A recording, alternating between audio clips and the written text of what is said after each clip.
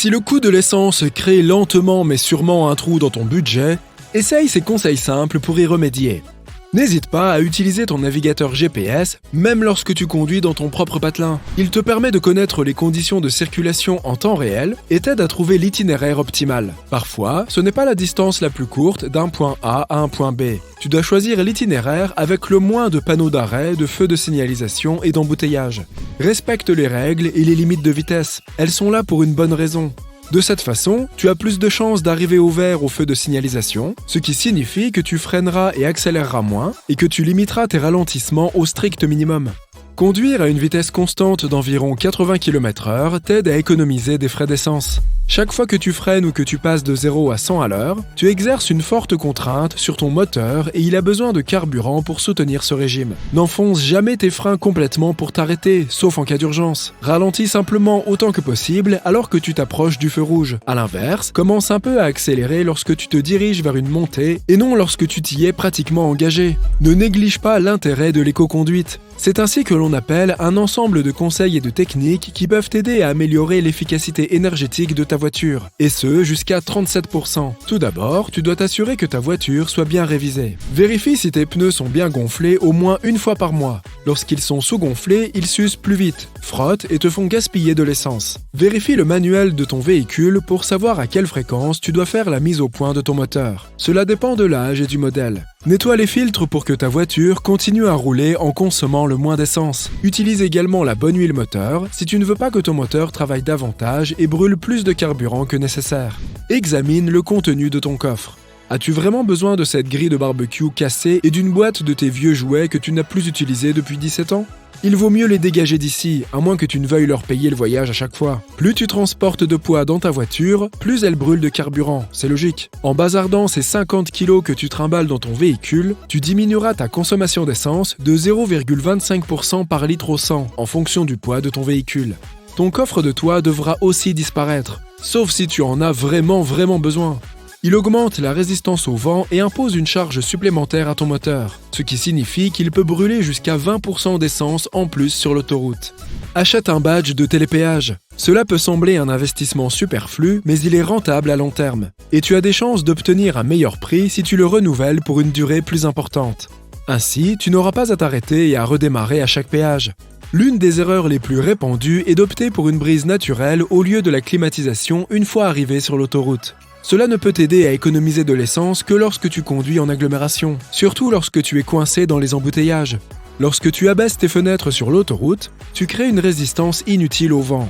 Ta voiture a alors besoin de plus d'énergie pour avancer, et tu finis par brûler plus de carburant par trajet. Si tu conduis une décapotable, petit vénard, garde la capote fermée sur l'autoroute pour cette même raison. Je sais, tu l'as acheté pour avoir le vent dans les cheveux, mais si tu veux économiser de l'argent, tu devras renoncer à cette lubie. Si tu vis dans un climat où tu ne peux pas survivre sans clim lorsque tu conduis en ville, essaye de l'activer et de la désactiver au lieu de la laisser allumée en permanence. Une fois la climatisation éteinte, le ventilateur fonctionnera toujours et tu auras de l'air frais pendant plusieurs minutes supplémentaires. Une fois qu'il fait à nouveau trop chaud, rallume la climatisation pendant quelques minutes, puis répète le cycle.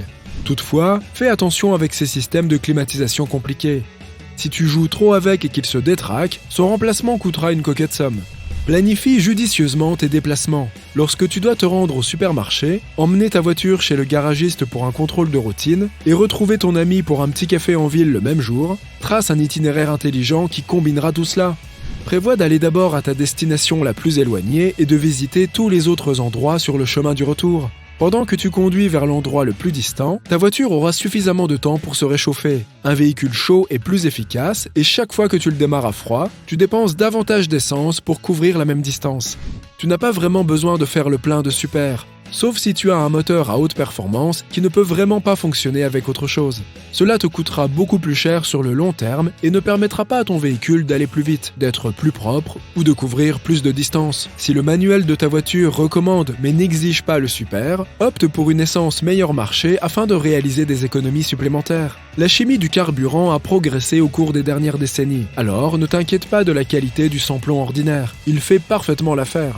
Le régulateur de vitesse n'est pas toujours le meilleur moyen d'économiser de l'essence, car il ne fonctionne efficacement que sur des surfaces planes, empêchant toute accélération inutile. Il ne t'aidera pas si ton itinéraire comprend des montées et des descentes et peut même te faire dépenser plus de carburant. Lorsque tu atteins le sommet d'une colline et que tu commences à redescendre, tu retires ton pied de l'accélérateur pour garder une vitesse régulière. Le régulateur de vitesse maintient la traction plus longtemps, car il ne détecte pas ce paysage changeant. Alors, garde-le pour l'autoroute.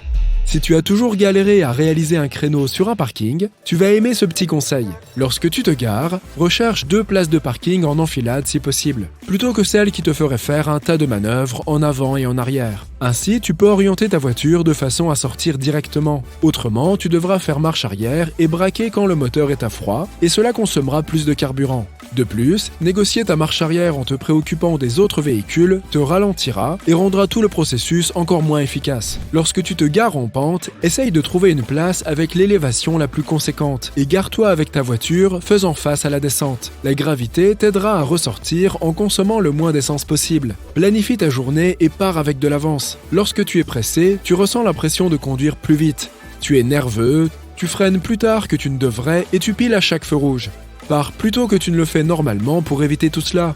Et récompense-toi avec un bon café une fois que tu es arrivé à destination.